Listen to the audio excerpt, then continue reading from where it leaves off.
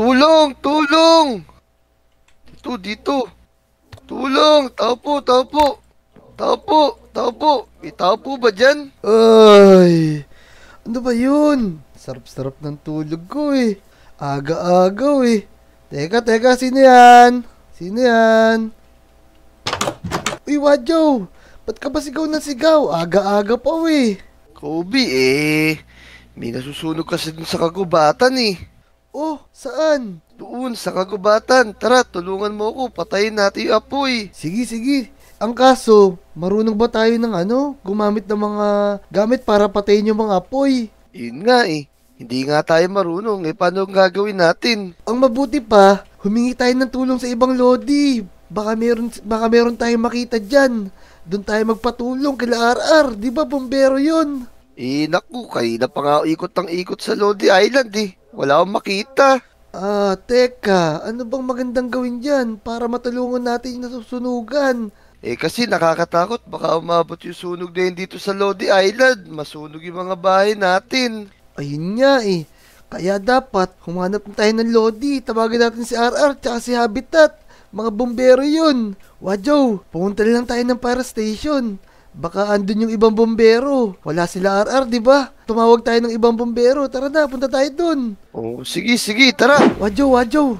Sigurado ka ba? Wala talagang tao rito sa Lodi Island. Asa yung mga Lodi natin? Di ko nga rin alam eh. Tamo, pati sa playground, walang tao oh. Oo nga eh. Madalas nandito si Etuts tsaka si Dick. Saan kaya nagpunta yung mga yun? Teka. Puntahan lang natin si Pepe-san. Baka nasa bahay yun. Tara. Sige. Tara, Kobe, dito tayo. Kakatuloy ko si Pepe-san. Tara. Tara, kakatuloy ko. Uy, Peps, nandiyan ka ba? Oh no, Kobe. Wala yata dito si Peps. Kaya nga eh, walang sumasagot. Tara, pumunta na tayo sa bumbero. Tara. Wadjo, tara dito, sumunod ka sa akin. Dito yung fire station. Tumawag tayo ng ibang bumbero. Tao po. Officer, meron po bang bumbero dyan? Teka, sino ba yun? Ba't nangiingay ng mga bata na to? Bawal bata dito! Ang sungit naman nito. Meron po kasi kami nakitang nasusunog doon. Ano? Nasusunog? Bakit hindi niyo pa pinatay? Nakita niyo na pala nasusunog eh! Nga po eh. Gusto po namin tumulong at patayin yung apoy. Kaso hindi po kami marunong. Saka po, sobrang laki ng apoy eh. Hindi namin kayang patayin yun. Oh no! Na-timing pa ngayon! Wala yung mga bombero dito ngayon! Naku po, ano kayong gagawin natin ito ngayon? Wadjo, wala daw bumbero. Paano gagawin natin yan? Oh no! Anong gagawin natin? Paano po gagawin namin yan?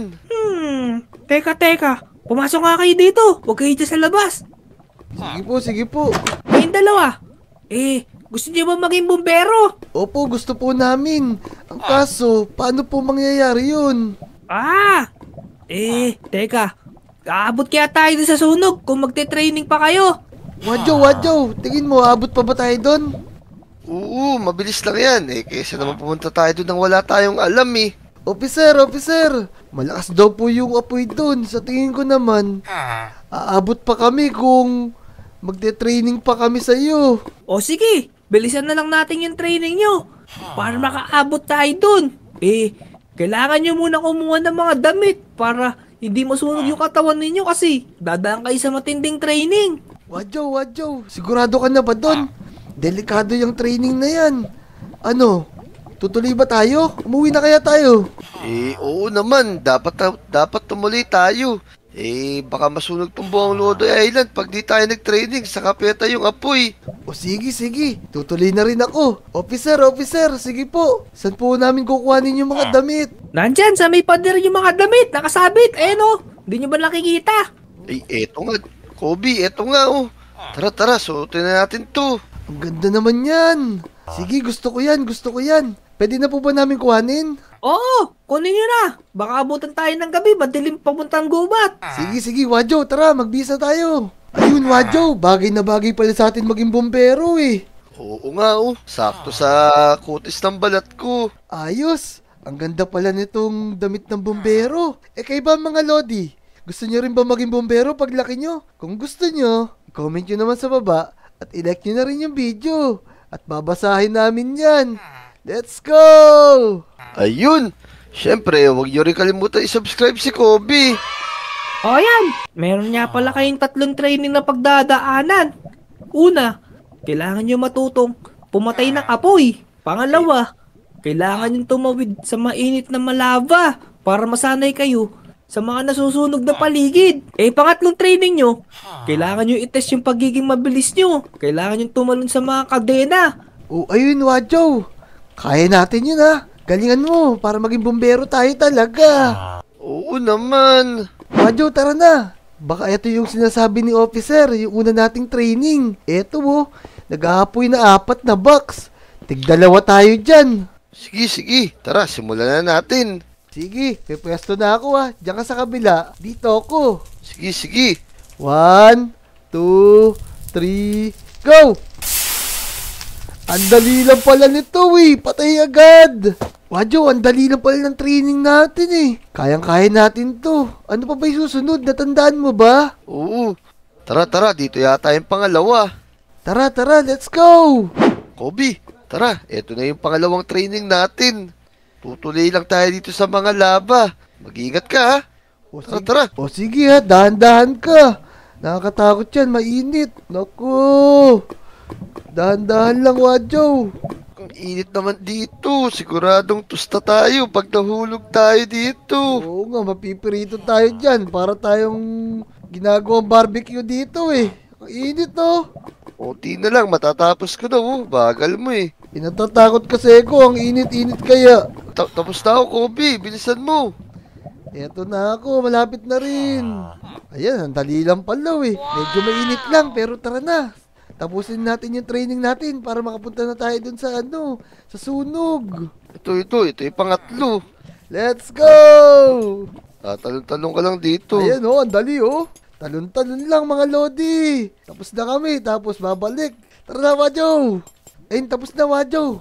Bumalik na tayo kay officer. Sabihin natin, tapos na yung yung training natin. Sige. Tara, para makapunta tayo doon sa may gubat na may nasusunog. Tara. O ano? Tapos na ba yung training nyo?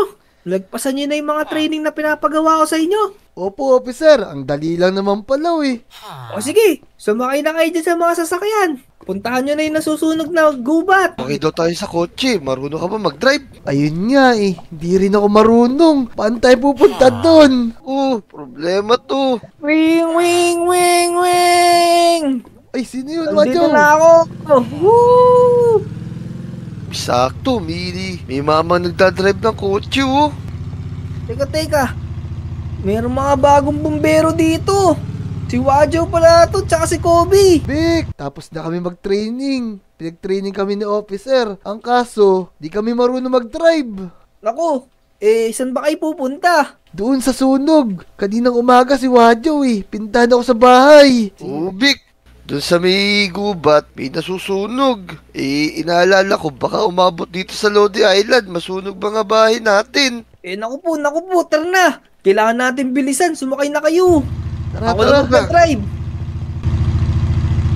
Let's go. O sige, kumapit na kayong dalawa. Let's go. Pumunta na tayo sa may sunog. Naku, Wadjo. Fake news yata yung sinabi mo. Wala naman sunog dito. Dumiretso ka lang. Nandyan na yun. Naku. Bumangga pa ako. Vic, ano ba yan? Nasusunog na yung mga villager, Bilisan natin. Teka, parang niloloko lang tayo ni Wadjo. Wala naman nasusunog dito. Yan na. Ito daw, Vic, Mga lodi, ito na yung mga nasusunog. Tulungan na natin yung mga villager. Tara na. Sige. Wadjo, natatandaan pa ba yung mga tinraining natin kay officer? Oo naman. Tara. Gawin natin yung trabaho natin. Tama yan, iligtas na natin itong mga villager na to para hindi rin masunog ang Lodi Island. Tara na, Lodi! Naku, ang daming naman sunog dito. Vic, nasan ka, Vic? Nandito, pinapatay ko ibang apoy. Naku, Sige, nasusunog yung gubat. Ito pa. Kaya natin yan, nag-training kaya tayo. Ito. Bilis. Wadjo, Vic! Dito sa gubat, ang lakas, tignan nyo. Oo nga. no. Ang daming apoy. Tara. Manang, lumikas na kayo! Naku, Wadyo, tingnan nyo, baka may tao pa sa loob. Tara. May mga tao pa ba dyan?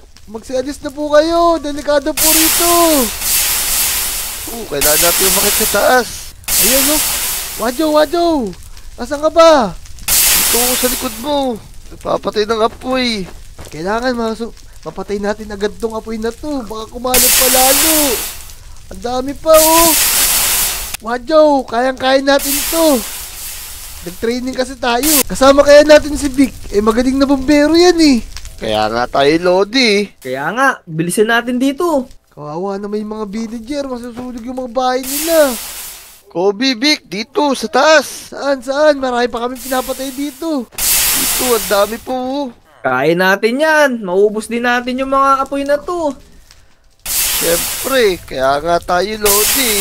Kahit madami pa yan, nag-training kami. Kayo ba mga Lodi? Mag-training na rin kayo ng bumbero. Ayun mga Lodi.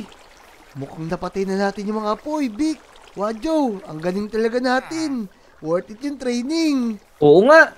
Matulungan natin yung mga villager. Kaya lang, nasira yung mga bahay nila. Ayun mga Lodi. Vic, tsaka Wadyo. Mukhang napatay na natin yung mga apoy. Ang galing talaga natin. Worth it yung training. Kaya nga kaso nasira din yung mga bahay ng mga villagers. Pero okay lang yun. At least natulungan natin sila. Oo, tara. Ubusin natin itong mga natitirang apoy. Baka kumalat na naman to eh. Manong.